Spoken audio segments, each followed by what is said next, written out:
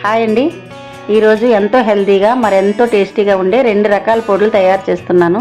ముందుగా కంటికి జుట్టుకి ఎంతో మేలు చేసే కరివేపాకు పొడి చేసుకుందాం. కరివేపాకుని క్రిస్పీగా అయ్యేంత వరకు వేయించి పక్కన పెట్టుకుందాం. తరువాత కొంచెం శనగపప్పు, మినపప్పు, ధనియాలు, జీలకర్ర, నువ్వులు, ఎండుమిర్చి, కొంచెం వెల్లుల్లిపాయలు కూడా వేసి బాగా వేయించి పక్కన పెట్టుకుందాం.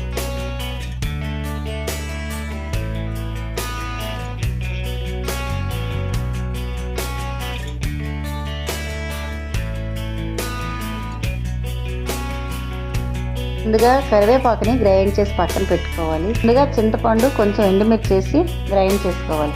ఇప్పుడు మిగతా ఇంగ్రీడియంట్స్ అన్నీ వేసుకొని తగినంత సాల్ట్ వేసి మిక్సీ పట్టుకొని అన్నీ ఒక గిన్నెలో వేసి కలుపుకుంటే కరివేపాకు పొడి రెడీ. ఇప్పుడు పల్లీ పొడి తయారు చేసుకుందాం.